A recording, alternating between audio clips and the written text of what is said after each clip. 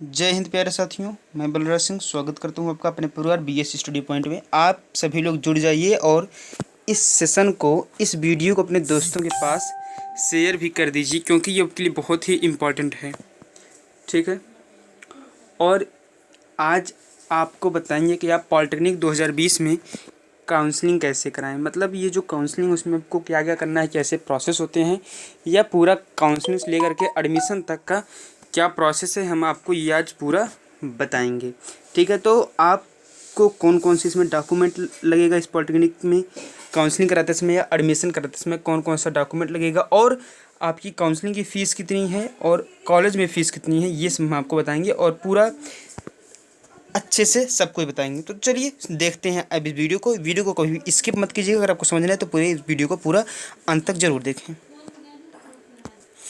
तो चलिए देखते हैं ये जो प्रोसेस है, कौन सा प्रोसेस है, 2020 में हम एडमिशन कैसे कराएं, उसका हम पूरा फुल प्रोसेस देखेंगे। तो सबसे पहले देखिए क्या होता है। सबसे पहले आपने एग्ज़ाम दिया और एग्ज़ाम देने के बाद आपका जो है रिज़ल्ट अनाउंसमेंट हो जाएगा। और जब ही रिज़ल्ट अनाउंसमेंट होगा उसके 2 से 3 दिन बाद, देखिए 24 तारीख को शायद आपका आंसर की आ गई थी। ठीक है। और 24 से 26 तक आप उसमें कोई भी चीज़ को क्लेम कर सकते थे। उसके बाद आपका 28 तारीख यानी कि कल आपका रिज़ल्ट भी आ जाएगा पॉलिटेक्निक का। उसके बाद लगभग 30 या 31 सितंबर से, मगर 31 तो होती नहीं, 30 सितंबर से आपकी काउंसलिंग स्टार्ट हो जाएगी। तो सबसे पहले आपका क्या होगा, सबसे पहले आपका रिज़ल्ट अनाउंसमेंट हो जाएगा। और रिज़ल्ट अनाउंसमेंट होने के बाद आपकी जो काउंसलिंग है वो स्टार्ट हो जाएगा। और काउंसलिंग लगभग कितने कितनी फेज़ में होती है, मतलब कितनी चरणों में होती है। तो काउंसलिंग इस बार लगभग 7 चरणों में कराई जाएगी। और इस बार जो हर एक बार आखिरी राउंड की काउंसलिंग ऑफलाइन होती थी, इस बार सारी राउंड की काउंसलिंग जो है वो ऑनलाइन कराई जाएगी। और इसमें फीस कितनी लगेगा हम सब कुछ बताएंगे, लेकिन वीडियो को देखते रहिए। अगर अभी तक चैनल को सब्सक्राइब नहीं किया तो चैनल को सब्सक्राइब भी करते रहिए। और अगर सब्सक्राइब कर लिया तो एक बार अनसब्सक्राइब करके दोबारा सब्सक्राइब कर दीजिए। उसका जैसे ही काउंसलिंग स्टार्ट होगी आपको वहाँ उसमें चॉइस फिल करना पड़ेगा। उस चॉइस में आपको क्या फिल करना पड़ेगा, मतलब आप कौन सा कॉलेज चाहते हैं और उस कॉलेज में आप कौन सा ट्रेड चाहते हैं। जैसे कि इस समय ज़्यादा स्कोप है सिविल का भी है, मैकेनिकल का भी, इलेक्ट्रिकल का भी, बाकी लोग कंप्यूटर साइंस भी कर रहे हैं, बाकी स्कोप बहुत सारे हैं। ये स्कोप है और बाकी के ट्रेड तो बहुत सारे हैं। आप जिस ट्रेड से करना चाहते हैं आपको उस ट्रेड को चुनना पड़ेगा और आपको कॉलेज को भी चुनना पड़ेगा कि आप कौन से कॉलेज को चाहते हैं। आपको कई सारे ऑप्शंस मिल जाएंगे, आपको उसी ऑप्शन में से कोई एक ऑप्शन दे दिया जाएगा कॉलेज में। ठीक है। उसके बाद जैसे ही आप चॉइस फिल कर लेंगे तो आपको उस चॉइस को लॉक करना पड़ेगा। और जब आप चॉइस को लॉक कर देंगे तो आप चॉइस में कोई भी बदलाव नहीं कर सकते। मतलब आपने जो चॉइस में कर दिया है वही चॉइस आपकी हो जाएगी। आप मतलब ना ही कॉलेज का नाम बदल पाएंगे ना ही ट्रेड का नाम। मतलब कि चॉइस फिलिंग में आप सब कुछ अच्छे से करिए, उसके बाद आप लॉक कर देंगे। चॉइस फिलिंग के एक ही दिन बाद लॉक होता है। और जो आप चॉइस फिलिंग खुद भी कर सकते हैं या आप साइबर कैफ़े से जाकर के करा सकते हैं। तो साइबर कैफ़े से कराएंगे तो आपको और अच्छा रहेगा, कोई भी उसमें गलतियाँ नहीं होंगी, गलती होने कोई चांसेस नहीं रहेगा। उसके जैसे ही आपका चॉइस लॉकिंग हो जाएगा उसके बाद लगभग कुछ ही दिनों में आपका रिजल्ट आ जाएगा, सीट अलॉटमेंट हो जाएगी कि आपको कौन सा कॉलेज और कौन सा ट्रेड मिला है। क्योंकि आप जिस ट्रेड में को चूज किए रहेंगे, जिस कॉलेज को चूज किए रहेंगे, उसी में से कोई एक कॉलेज आपको दे दिया जाएगा। तो उसके बाद आपकी सीट अलॉटमेंट हो जाएगी। और जैसे ही सीट अलॉटमेंट हो जाएगी वैसे ही आपका एडमिशन स्टार्ट हो जाएगा। और जब तक एडमिशन प्रोसेस कंप्लीट नहीं हो जाएगा तब तक कि सेकंड राउंड का जो काउंसलिंग वो स्टार्ट नहीं होगा। सेकंड राउंड का काउंसलिंग स्टार्ट नहीं होगा। और आपको अगर ये भी जानना है कि हम कौन से राउंड में काउंसलिंग कराएं, कि हमारा इतना नंबर है तो कौन से राउंड में काउंसलिंग कराएं, तो देखिए काउंसलिंग नंबर पर बेस्ड नहीं होता है। काउंसलिंग जो है वो रैंकिंग पर बेस्ड होती है। किस पे बेस्ड होती है, वो रैंकिंग पर बेस्ड होती है। और कौन से राउंड में काउंसलिंग कराएं ये देखिए कल रिजल्ट आ जाएगा, उसके बाद हम वीडियो अपलोड कर देंगे, आपको बता देंगे कि आपका इतनी रैंक है, इतने मार्क्स हैं, तो आप कौन से राउंड में काउंसलिंग कराएं, आपको टॉप 10 कॉलेज मिलेगा, कौन सा कॉलेज मिलेगा, हम सब आपको बता देंगे। ठीक है।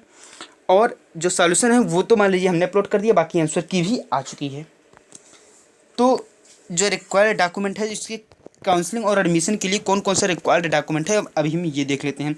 तो इसमें कुछ इंपॉर्टेंट होते हैं, कुछ नहीं भी इंपॉर्टेंट होते हैं। तो देखिए हमने इसे अपने मन से नहीं लिखा है, जो कि जीकअप के द्वारा ऑफिशियली बताया गया है, अनाउंस किया गया, वही हमने उसको उतार दिया, वही हम आपको बताने की पूरी कोशिश करेंगे। ठीक है।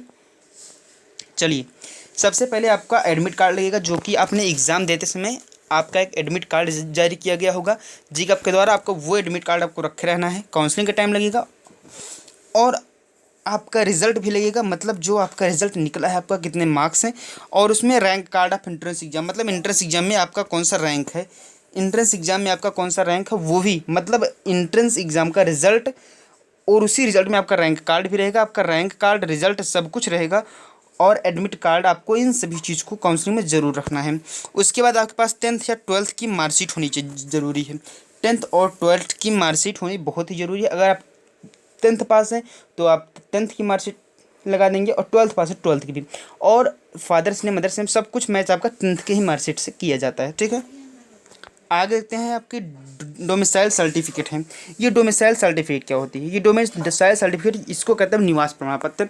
ये निवास प्रमाण पत्र है कि आप कहाँ रहते हैं, उसी का निवास प्रमाण पत्र बनता है। और अगर अभी तक आपने बनवाया नहीं तो इसे बनवा लीजिए, क्योंकि इसे बनने में लगभग 1 हफ्ते का समय लगता है, मतलब 7 दिन का समय लग जाता है, ठीक है। उसके बाद आपका कास्ट सर्टिफिकेट लगेगा।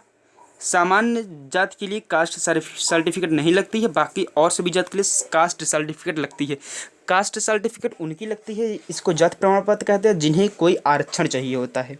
बाकी के आगे है तो इनकम सर्टिफिकेट लगेगा। ये आपका कोई भी इसमें काउंसलिंग में कंपलसरी नहीं है, इनकम सर्टिफिकेट आपका लगेगा, लेकिन कंपलसरी नहीं है, हो तो दीजिए, नहीं है तो मत दीजिए। इस बार कुछ बदलाव भी किए गए हैं, हम आगे आपको बताते हैं।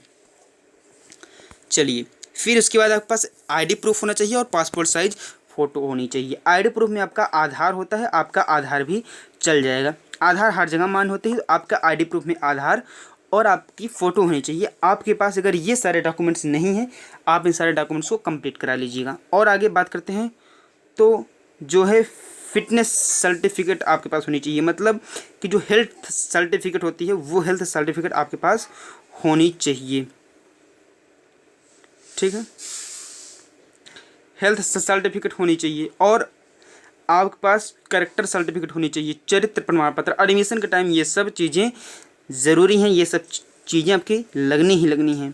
और आगे देखें तो काउंसलिंग फ़ीस डिपॉजिट स्लिप, आपकी काउंसलिंग में जो फ़ीस लगेगी उसकी भी स्लिप आपको रखनी पड़ेगी। और काउंसलिंग की फ़ीस है 250 रुपये। कितनी फ़ीस है? 250 रुपये उसकी रजिस्ट्रेशन की फ़ीस है। काउंसलिंग कराने के लिए आपको 250 रुपये अनिवार्य है जमा करना। अब बात करें तो देखिए, काउंसलिंग की फ़ीस 250 है, और कॉलेज की फ़ीस लगभग 10,900 या 11,010 रुपये, ऐसे को मतलब आप मान के चलिए 12,000 रुपये में आपको एडमिशन मिल जाएगा। 12,000 रुपये में आपका एडमिशन सरकारी कॉलेज में हो जाएगा। और इस बार क्या परिवर्तन हुआ है हम आपको ये भी बता देते हैं। हर बार का क्या था, थोड़ा अच्छे से समझिएगा।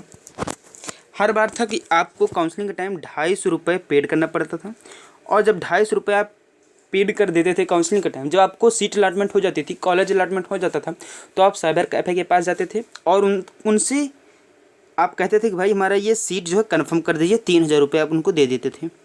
लेकिन इस बार ऐसा कुछ नहीं होगा, आपका केवल 3,000 रुपये नहीं लिया जाएगा। इस बार आपको पूरा फीस, जो फीस होगी उस कॉलेज की, वो पूरा फीस आपको पे करना पड़ेगा ऑनलाइन ही। इस बार मतलब 250 रुपये रजिस्ट्रेशन फ़ीस दे देंगे, सीट अलॉटमेंट हो जाएगा, फिर आपको जितनी फ़ीस होगी वो पूरा फीस आपको पे करना पड़ेगा। ये नहीं कि आप केवल इस 3,000 दें और बाकी का फ़ीस स्कूल में आपको नहीं देना है। बाकी का टोटल फीस आपका ऑनलाइन पेमेंट होगा, और ऑनलाइन पेमेंट कर देंगे तो आपका पूरा प्रोसेस कंप्लीट हो जाएगा। और अब आप कौन से राउंड में काउंसलिंग कराएंगे ये सब हम आपको बताएंगे अगले वीडियो में। पहले आपका रिजल्ट आ जाए तो बताते हैं, क्योंकि इस बार कंफर्म आपको सरकारी कॉलेज मिलेगा, क्योंकि रिजल्ट बहुत ही बेहतरीन ढंग से आप लोग का आएगा, क्योंकि इस बार बच्चे भी बहुत कम ही एग्ज़ाम दिए हुए हैं। तो दोस्तों, अगर ये वीडियो अच्छा लगा तो वीडियो को लाइक कर दीजिए, अपने दोस्तों के पास शेयर कर दीजिए जिन्होंने पॉलिटेक्निक एग्ज़ाम दिया हुआ है। और ऐसे पॉलिटेक्निक के और सारे अपडेट पाने के लिए और सारी जानकारी के लिए आप हमारे चैनल को सब्सक्राइब कर लीजिए और बेल आइकन भी दबा दीजिएगा, ताकि हमारे वीडियो के अपडेट्स मिले आपको सबसे पहले। दोस्तों, फिर मिलते हैं अगली वीडियो में, तब तक के लिए जय हिंद। बहुत बहुत धन्यवाद दोस्तों।